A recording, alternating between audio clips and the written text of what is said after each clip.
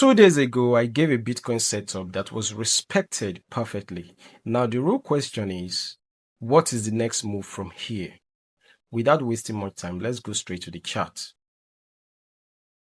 So this was the trade setup I gave 2 days ago. I gave two different trade scenarios, and this was the scenario that played out. I'll walk you through the setup after this analysis. Now, let's quickly go and check the next possible trade setup. Let's use Bybit charts. Okay. Yeah.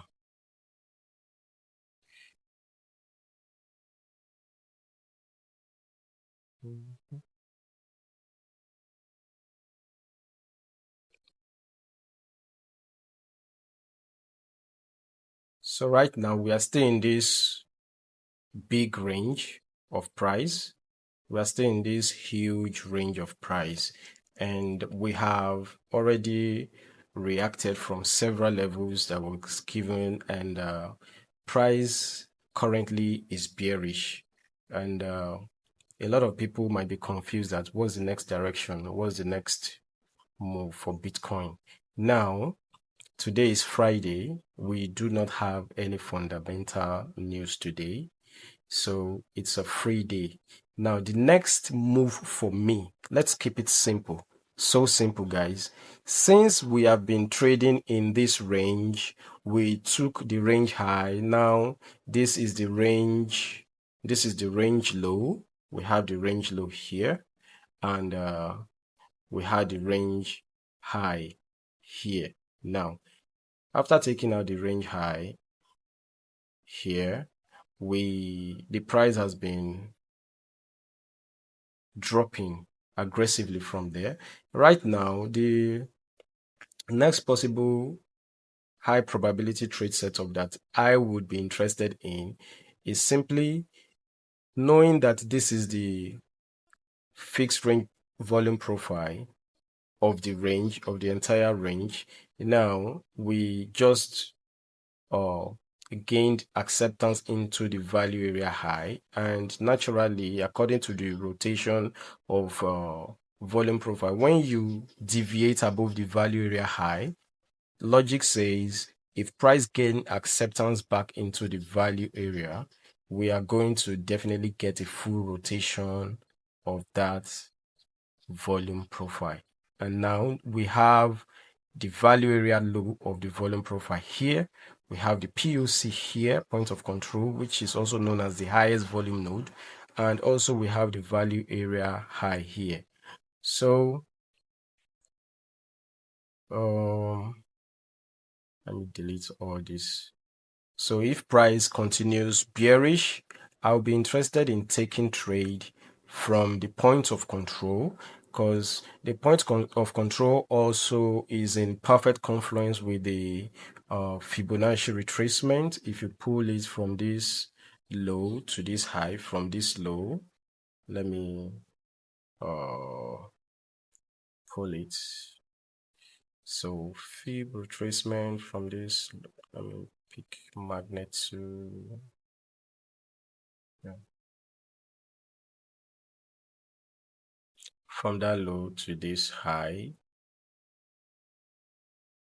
You see that the point of control is in confluence with the golden region of the Fib retracement. So if price continues bearish, I'll be much interested in long from here, from this region down to this.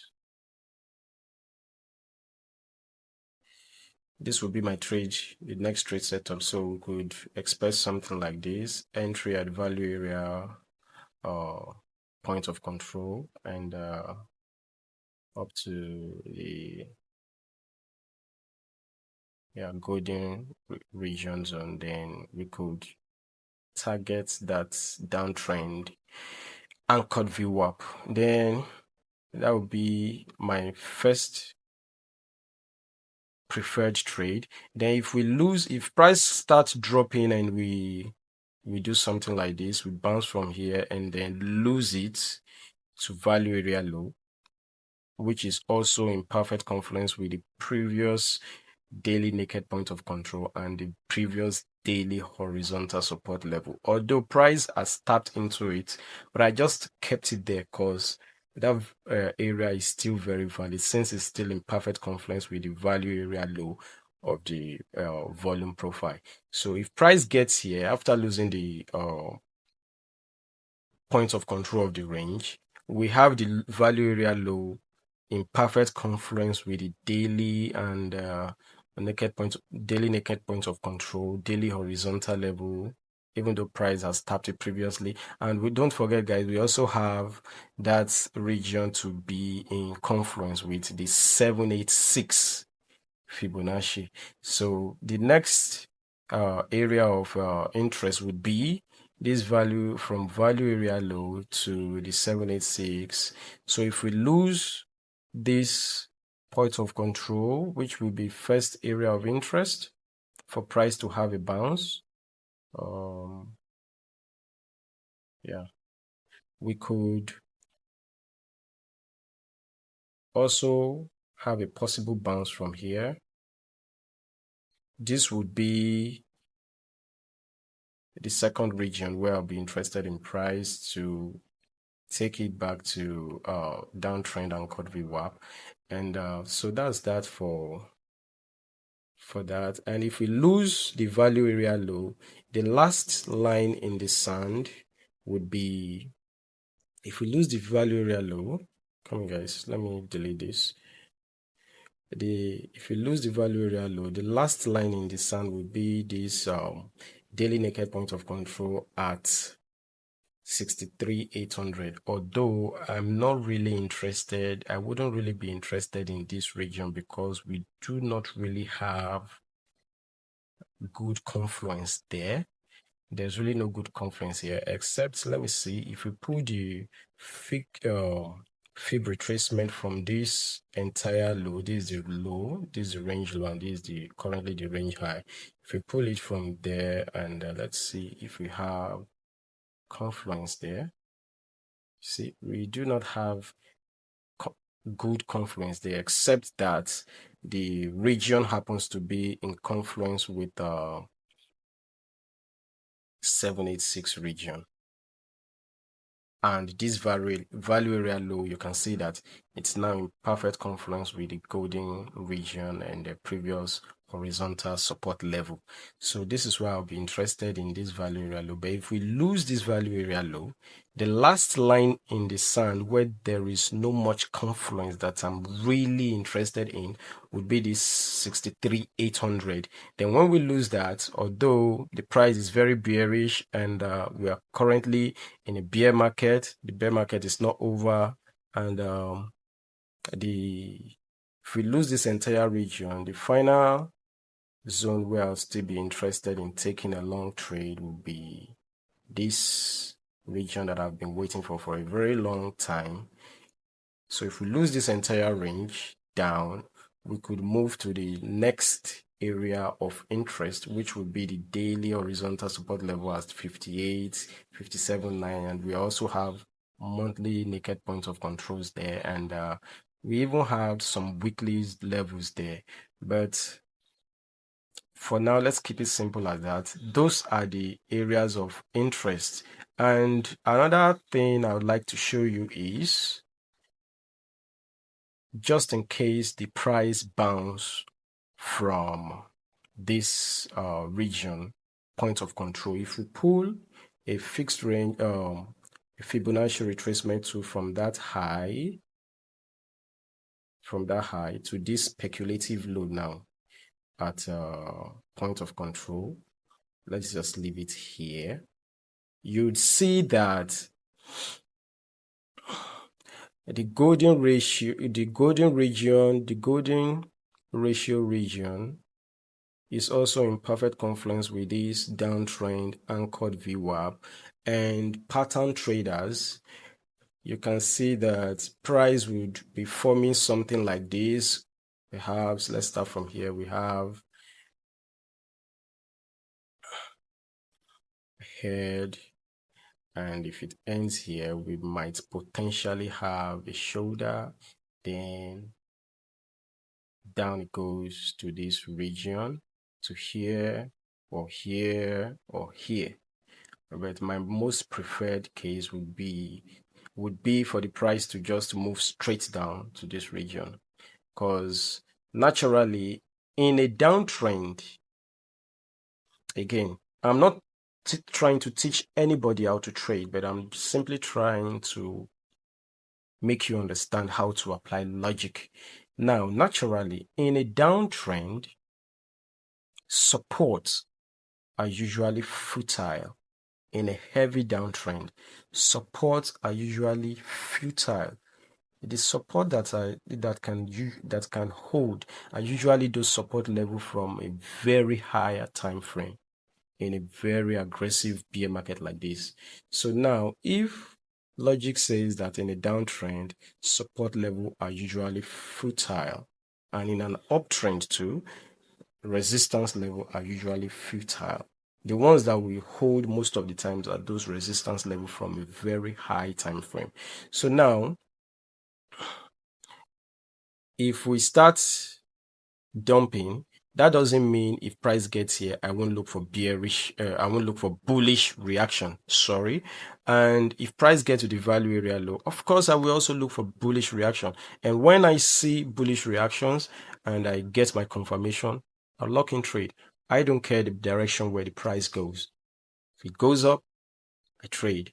If it comes down, I trade. The price can be bearish and I will take a long trade in it. I can be bearish because the price is bearish and still take a long trade. But those long trade is not going to, I'm not going to hold them for long. There's going to be technical levels where I'm going to be exiting or closing those trades in full. So that's all I have for now. And as for the trade 2 days ago, Wednesday trade I was talking about,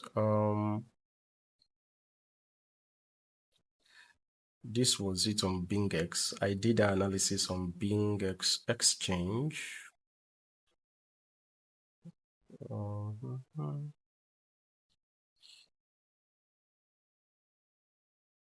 This was the trade setup that was given, and here was it. It was given in advance. First of all, I checked the fundamental that could affect price move that day, and as you can see, we had the core PPI, which is the producer's price index, and according to